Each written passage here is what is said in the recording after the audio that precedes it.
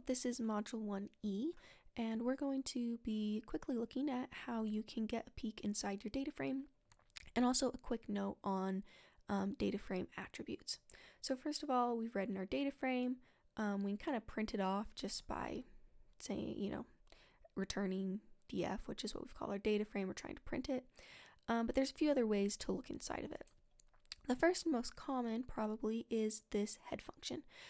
So what head is going to do is it is going to return the first X amount of rows in your data frame. So if I put in 10 right here, df.head 10, you can see it returns my first 10 rows. And I can scroll over here and get a good look at them. If I don't give it an argument, it's just going to default to 5. So this is a function we use really commonly. Maybe you've made a quick change to your data frame. You just want to make sure that everything's looking good. df.head just gives you a bit of a sneak peek. Another thing you might want to do is examine your column names. Of course, I can see this up here in the head function, but if, for example, I wanted to be able to access these in a list, that's when I'd want to use df.columns. So I run this, and you can see that it outputs a list, which has all of my column names. And this is really useful a lot of times as I'm programming. I'll really quickly print this off so that I can just copy and paste the column names into my code instead of having to go back through and try to type them correctly. One last way that we can get a sneak peek into our data frame, which I really love using, is this value counts method. So what's going on right here is I've selected a column of my data frame, and we'll get into that a little more later, but for right now, this is how we're going to select a column, is just this bracket notation. So I've selected that summary column that you can see up here, and then I've used the value counts method. And so we're going to see what this does is it goes through this whole column and it sums up all the individual entries and tells us how many. So in all of value counts, these are all the entries I have. And we can see that the most common is partially cloudy, followed by mostly cloudy. And then all of these others are, some of our least commons down here are windy and dry, dangerously windy, and partly cloudy. It's just a really good, quick way to give you an idea of what's going on in your data frame. We can look at another one. This is pressure in millibars. This one's probably going to look a bit different because it's actually, I believe this is a numeric data type. So this is different because it's actually looking at every single number that's in there. So this is a little less useful than it was with our more categorical data. So you can see that it has found 4,979 individual unique numbers, and it's saying what each of them are. But there are some repeats. You can see that 1,288 times the pressure was 0. There's actually an oddly high amount of times that it was exactly 1017.70. There's probably some certain resolution on their instrument, so it does often come back to certain numbers. But yeah, that's the value count function. Super useful for categorical data, a little less useful for numerical data, but still interesting. So yeah, that's kind of how we can get a quick look at our data frame. Something else you might want to know about your data frame is how large it is.